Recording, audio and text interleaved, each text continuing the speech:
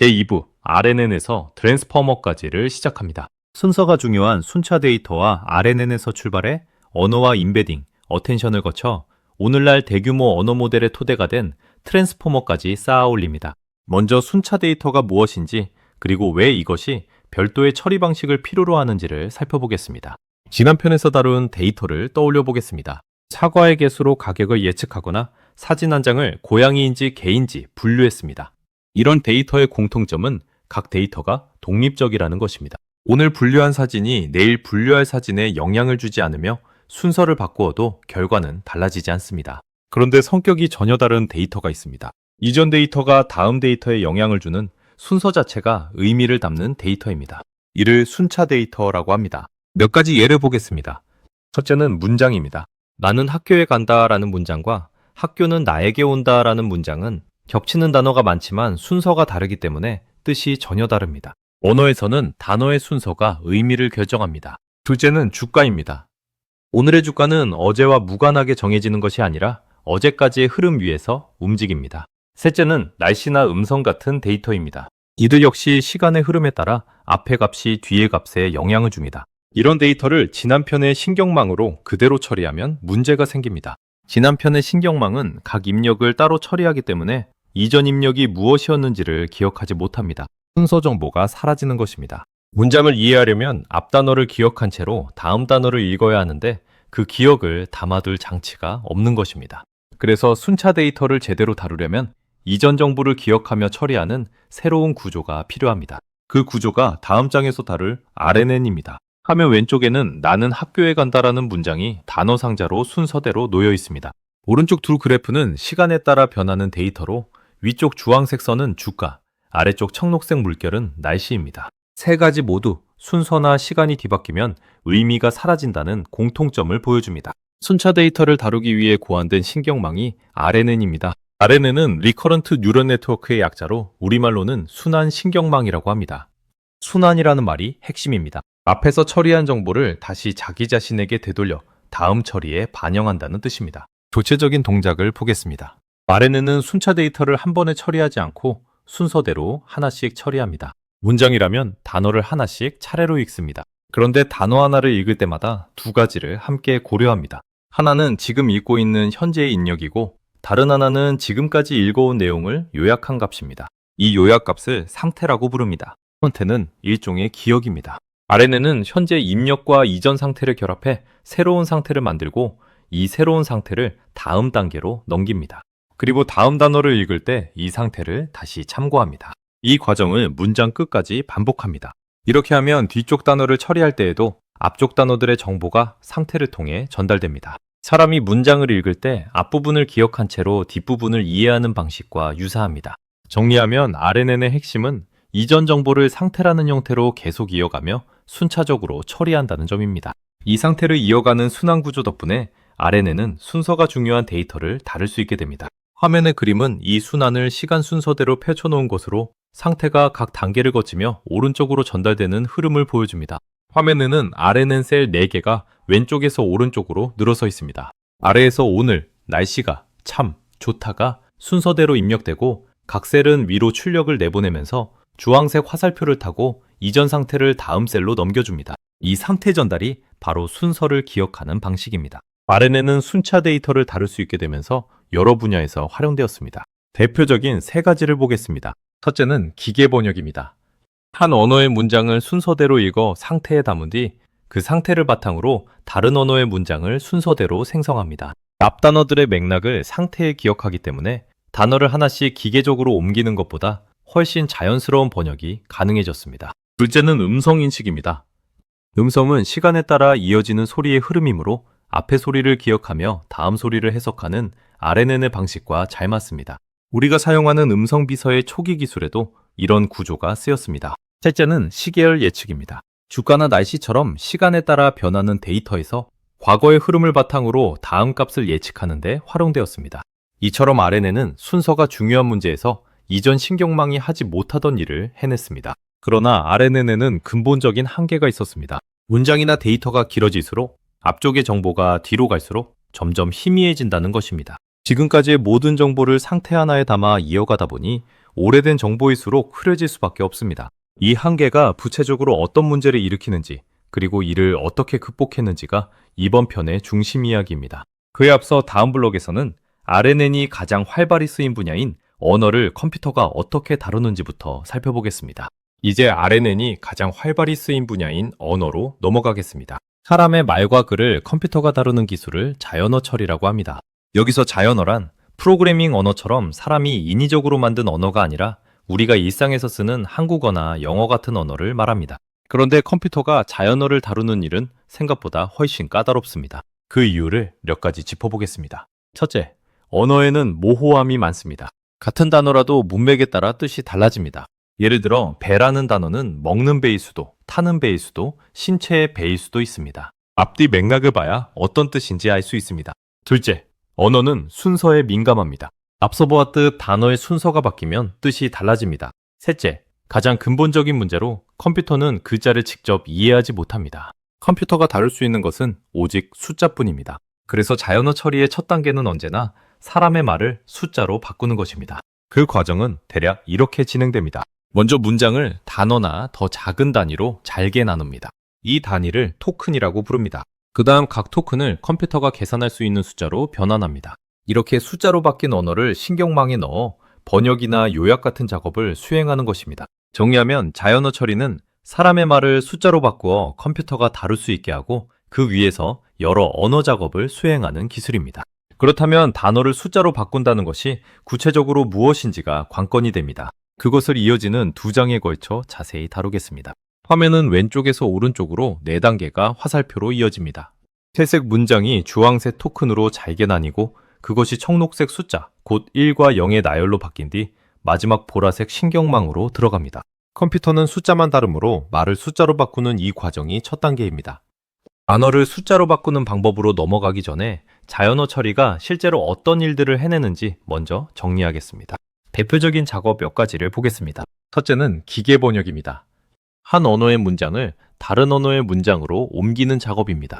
둘째는 요약입니다. 긴 글의 핵심만 추려 짧게 만드는 작업입니다. 셋째는 감성 분석입니다. 어떤 문장이 긍정적인지 부정적인지를 판별하는 것으로 예를 들어 상품평이 호평인지 혹평인지를 가려냅니다. 넷째는 질의응답입니다.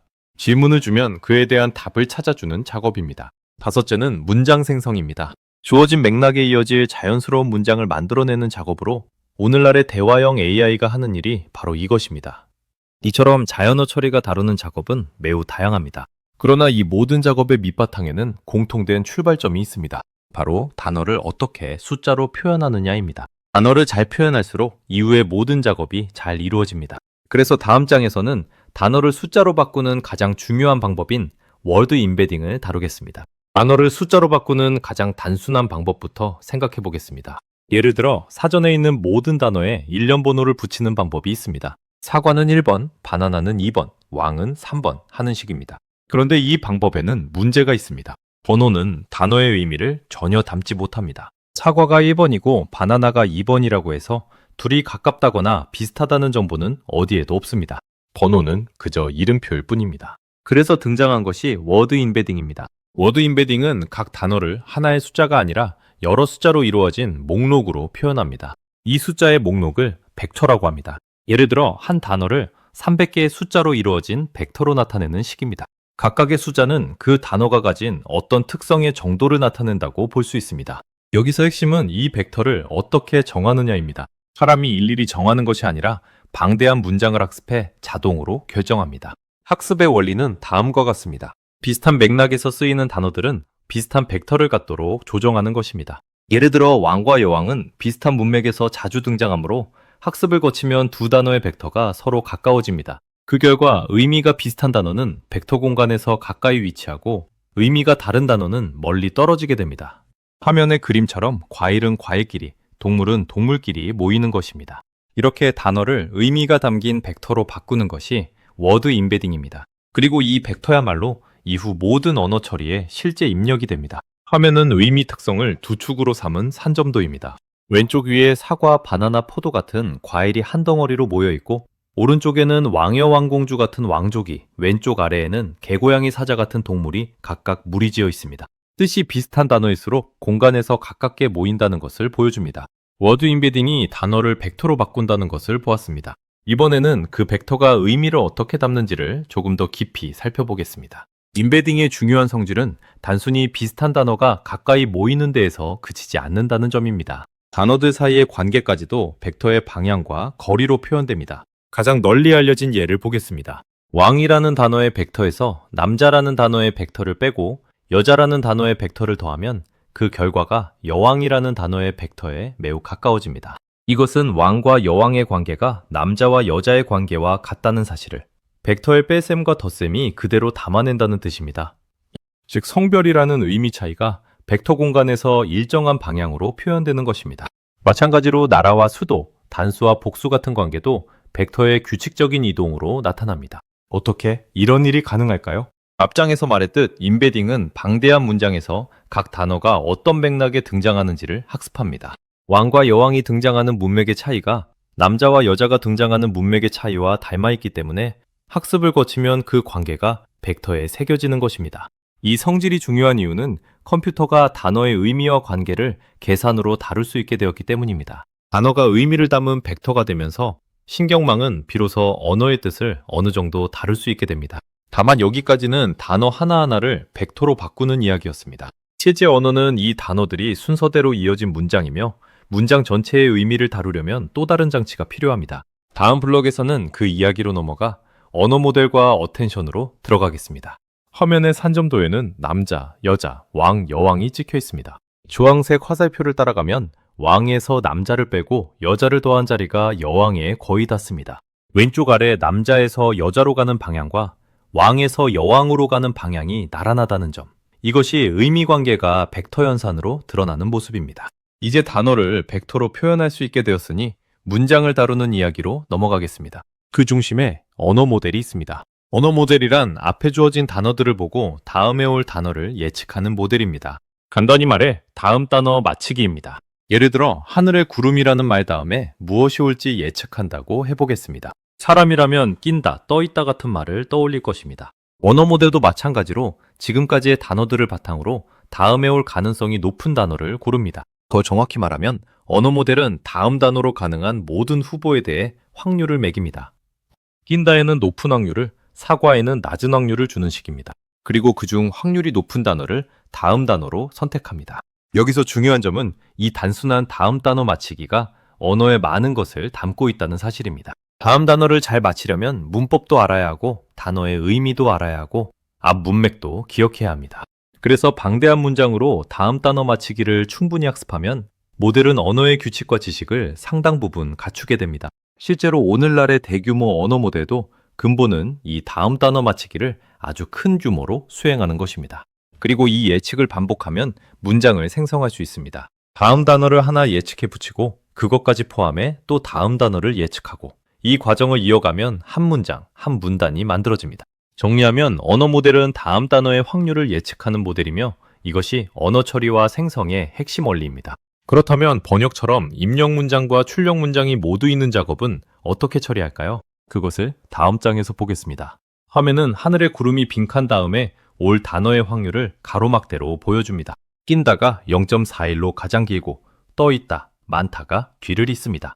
반면 문맥과 관계없는 사과나 발린다는 막대가 거의 보이지 않을 만큼 확률이 낮습니다. 이렇게 문맥에 그럴듯한 단어에 높은 확률을 주는 것이 언어 모델입니다. 번역을 생각해 보겠습니다. 번역은 한 언어의 문장을 받아 다른 언어의 문장을 내놓는 작업입니다. 입력도 문장이고 출력도 문장인 것입니다. 이런 작업을 처리하기 위해 고안된 구조가 인코더, 디코더입니다. 시퀀스를 시퀀스로 바꾼다고 하여 시퀀스 투 시퀀스라고 부릅니다. 이 구조는 두 부분으로 나뉩니다. 앞부분인 인코더는 입력 문장을 읽어드리는 역할을 합니다. 앞에서 배운 RNN처럼 입력 문장의 단어를 순서대로 하나씩 읽으며 상태의 정보를 쌓아갑니다. 문장을 끝까지 다 읽고 나면 지금까지 읽은 모든 내용이 하나의 요약된 값에 담깁니다. 이 값을 컨텍스트 벡터라고 합니다. 컨텍스트 벡터는 입력 문장 전체의 의미를 압축한 하나의 벡터라고 볼 수 있습니다. 뒷부분인 디코더는 이 컨텍스트 벡터를 받아 출력 문장을 생성하는 역할을 합니다.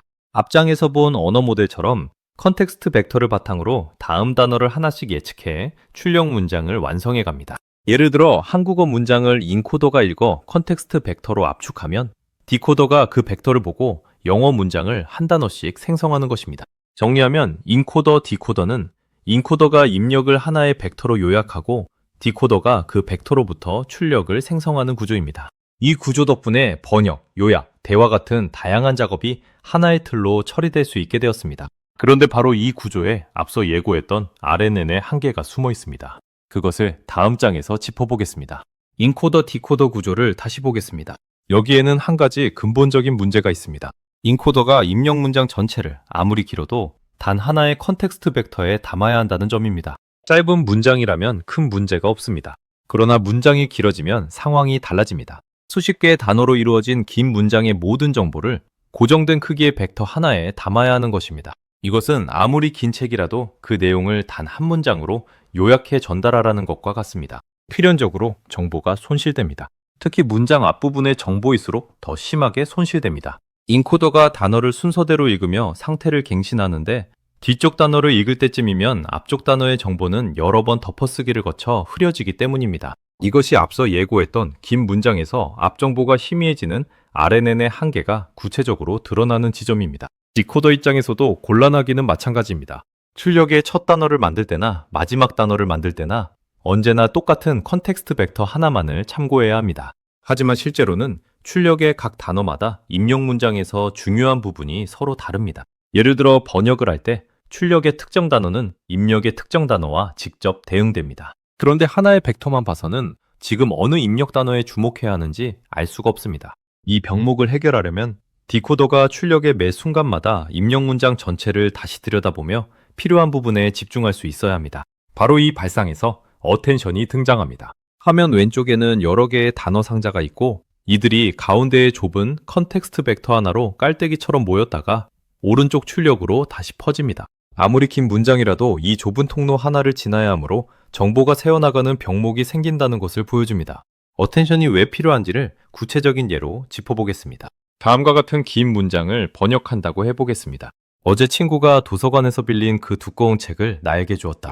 이 문장에서 주었다라는 서술어를 번역하려면 문장 맨 앞에 친구가 누구에게 무엇을 주었는지를 정확히 기억해야 합니다. 그런데 RNN은 단어를 순서대로 읽으며 상태 하나를 계속 갱신하기 때문에 도서관, 빌린, 두꺼운 같은 중간 단어들을 거치는 동안 맨 앞에 친구라는 정보가 점점 희미해집니다. 사람으로 치면 긴 문장을 읽는 동안 앞부분은 잊어버리는 것과 같습니다. 이렇게 앞쪽 정보가 흐려지는 현상을 정보가 희석된다고 표현합니다. 문장이 길수록 이 희석은 심해지고 번역의 품질도 떨어집니다. 문제의 근원은 앞장에서 본 그대로입니다. 아무리 긴 문장이라도 정보를 하나의 상태, 하나의 벡터에 순차적으로 압축해 넘기기 때문입니다. 그렇다면 발상을 바꾸어 보겠습니다. 정보를 하나의 벡터에 압축해버리는 대신 입력 문장의 모든 단어를 그대로 남겨두는 것입니다. 그리고 출력의 각 단어를 만들 때마다 입력의 모든 단어를 다시 살펴보고 그중 지금 필요한 단어에 더 집중하는 것입니다. 주었다를 번역할 때는 친구와 나에게에 집중하고 책을 번역할 때는 그 두꺼운 책에 집중하는 식입니다.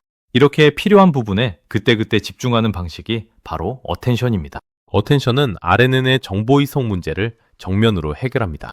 다음 장에서 그 구체적인 동작을 보겠습니다. 화면에는 친구가 도서관에서 빌린 두꺼운 책을 나에게 주었다 라는 문장이 단어 상자로 놓여 있고 그 위에 색띠가 왼쪽은 진하고 오른쪽으로 갈수록 옅어집니다. 맨 앞 친구의 정보가 문장 끝에 이르면 이렇게 희미해진다는 것. 이것이 RNN의 정보 희석 한계입니다. 어텐션이 실제로 어떻게 동작하는지를 살펴보겠습니다. 핵심은 출력의 각 단어를 만들 때마다 입력의 모든 단어에 대해 얼마나 집중할지를 계산하는 것입니다. 그 과정을 단계별로 보겠습니다. 먼저 디코더가 출력 단어를 하나 만들려는 순간 입력 문장의 각 단어와 지금 상황이 얼마나 관련이 있는지를 점수로 매깁니다. 이 점수를 어텐션 점수라고 합니다. 관련이 깊은 단어에는 높은 점수가, 관련이 없는 단어에는 낮은 점수가 매겨집니다. 그 다음 이 점수들을 가중치로 바꿉니다. 모든 점수를 더해 1이 되도록 조정해 각 입력 단어에 얼마씩 집중할지를 비율로 나타내는 것입니다. 마지막으로 이 가중치에 따라 입력 단어들의 정보를 섞습니다. 집중해야 할 단어의 정보는 많이, 그렇지 않은 단어의 정보는 적게 반영해 하나의 값을 만듭니다. 디코더는 이 값을 참고해 출력 단어를 결정합니다. 화면의 그림을 보시면 지금 만들고 있는 출력 단어에서 입력의 여러 단어로 선이 뻗어 있고 선이 굵을수록 그 단어에 더 집중하고 있음을 나타냅니다. 중요한 점은 이 집중의 대상이 출력 단어마다 매번 새로 계산된다는 것입니다. 첫 단어를 만들 때 집중하는 입력 단어와 다음 단어를 만들 때 집중하는 입력 단어가 서로 다릅니다. 이렇게 함으로써 앞장에서 본 병목과 정보 희석 문제가 모두 해결됩니다. 입력 문장 전체가 그대로 남아있고 매 순간 필요한 부분을 직접 골라보기 때문입니다. 또한 어텐션이 매긴 이 집중의 정도를 관찰하면 모델이 각 단어를 만들 때 입력에 어디를 보고 있었는지까지 알 수 있습니다. 어텐션은 이렇게 강력했기 때문에 곧 더 근본적인 질문으로 이어졌습니다. 말에는 없이 어텐션만으로 언어를 처리할 수는 없을까? 그 답이 다음 블록의 트랜스포머입니다. 화면 위쪽에 지금 생성하는 출력 단어 상자가 있고 거기서 아래 입력 단어들로 굵기가 다른 선들이 뻗어 있습니다. IC가로 가는 선이 가장 굵고 집중도가 0.55로 가장 높으며 나머지 단어는 가늘게 이어집니다. 선이 굵을수록 그 단어에 더 집중한다는 뜻이고 집중도를 모두 더하면 1이 됩니다. 앞장 끝에서 던진 질문을 다시 가져오겠습니다. 아래는 없이 어텐션만으로 언어를 처리할 수 없을까? 이 질문에 정면으로 답한 것이 트랜스포머입니다. 2017년에 발표된 Attention is all you need라는 논문에서 제안되었습니다. 제목이 곧 핵심을 말해줍니다. 필요한 것은 어텐션뿐이다. 즉 트랜스포머는 RNN의 순환 구조를 완전히 걷어내고 오직 어텐션만으로 언어를 처리하는 구조입니다. 지금까지 어텐션은 RNN을 보조하는 장치였습니다. RNN이 문장을 읽어 상태를 만들고 그 위에서 어텐션이 필요한 부분에 집중하는 방식이었습니다. 트랜스포머는 이 관계를 뒤집어 RNN을 없애고 어텐션을 주인공으로 삼았습니다. 여기서 핵심 개념이 셀프 어텐션입니다. 지금까지의 어텐션은 출력 단어가 입력 단어들을 바라보는 방식이었습니다. 셀프 어텐션은 이것을 한 문장 안으로 가져옵니다. 한 문장 안에서 각 단어가 같은 문장의 다른 모든 단어를 바라보며 서로의 관계를 파악하는 것입니다. 예를 들어 그 동물은 길을 건너지 않았다. 너무 피곤했기 때문이다라는 문장에서 피곤했다가 가리키는 대상이 동물임을 알려면 두 단어의 관계를 파악해야 합니다. 셀프 어텐션은 바로 이 관계를 문장 안 모든 단어쌍에 대해 한 번에 계산합니다. 이렇게 하면 RNN처럼 순서대로 읽지 않고도 문장 전체의 관계를 한꺼번에 파악할 수 있습니다. 트랜스포머는 이 셀프 어텐션을 여러 겹 쌓아 만든 구조이며 오늘날 거의 모든 대규모 언어 모델의 근간이 되었습니다. 다음 장에서 이 셀프 어텐션이 실제로 어떻게 쓰이는지를 더 들여다보겠습니다. 화면 가운데 트랜스포머 블럭 상자 안에는 아래에서 올라온 입력 임베딩이 청록색 셀프 어텐션을 지나 보라색 피드포워드로 이어집니다. 상자 아래 n층 반복이라고 적혀있듯 이 블록을 여러 층 쌓아 올린 것이 트랜스포머입니다. 순환 구조가 사라진 자리를 셀프 어텐션이 대신한다는 점을 짚어주십시오. 트랜스포머 안에서 어텐션은 한 종류만 쓰이는 것이 아닙니다. 역할이 다른 세 가지 어텐션이 함께 작동합니다. 이것을 구분해 두면 트랜스포머의 동작이 명확해집니다. 트랜스포머도 앞서 본 인코더, 디코더 구조를 따릅니다. 인코더는 입력 문장을 이해하고 디코더는 출력 문장을 생성합니다. 첫째는 인코더 안에서 일어나는 셀프 어텐션입니다. 입력 문장의 각 단어가 같은 입력 문장의 다른 단어들을 바라보며 문장의 의미와 단어들 사이의 관계를 파악합니다. 앞장에서 든 그 동물과 피곤했다의 관계를 파악하는 것이 여기에 해당합니다. 둘째는 디코더 안에서 일어나는 셀프 어텐션입니다. 지금까지 생성한 출력 단어들이 서로를 바라보며 다음 단어를 자연스럽게 이어갈 수 있도록 합니다. 다만 여기에는 한 가지 제약이 있습니다. 출력을 생성하는 중이므로 아직 만들지 않은 미래의 단어는 미리 볼 수 없습니다. 그래서 디코더의 셀프 어텐션은 이미 생성된 단어까지만 바라보도록 제한됩니다. 셋째는 인코더와 디코더를 잇는 어텐션입니다. 이것은 앞에서 배운 원래의 어텐션과 같은 역할로 디코더가 출력 단어를 만들 때 입력 문장의 어느 부분에 집중할지를 정합니다. 즉 출력이 입력을 바라보는 어텐션입니다. 정리하면 인코더의 셀프 어텐션은 입력을 이해하고 디코더의 셀프 어텐션은 출력을 매끄럽게 이어가며 둘을 잇는 어텐션은 출력이 입력에 필요한 부분을 참고하게 합니다. 이 세 어텐션이 맞물려 트랜스포머는 RNN 없이도 번역 같은 작업을 수행합니다. 화면 왼쪽은 인코더, 오른쪽은 디코더 상자입니다. 인코더 안에는 번 인코더 셀프 어텐션, 디코더 안에는 번 디코더 셀프 어텐션이 있고 괄호로 미래가림이라고 적혀 있습니다. 그리고 둘 사이를 주황색 화살표에 번 크로스 어텐션이 있습니다. 세 어텐션이 각각 입력 이해, 출력 생성, 입력 참조를 맡습니다. 트랜스포머가 가져온 변화 중 가장 중요한 것 하나를 짚겠습니다. 바로 속도. 더 정확히는 병렬 처리 능력입니다. 앞에서 본 RNN을 떠올려 보겠습니다. RNN은 단어를 순서대로 하나씩 처리합니다. 첫 단어를 처리해 상태를 만들어야 그것을 받아 두째 단어를 처리할 수 있습니다. 즉, 앞 단어의 계산이 끝나야 다음 단어의 계산을 시작할 수 있습니다. 이것을 순차 처리라고 합니다. 순차 처리는 본질적으로 느립니다. 문장이 길수록 기다려야 하는 단계가 그만큼 늘어나고 여러 계산을 동시에 진행할 수 없기 때문입니다. 트랜스포머는 다릅니다. 셀프 어텐션은 문장의 모든 단어쌍의 관계를 한꺼번에 계산합니다.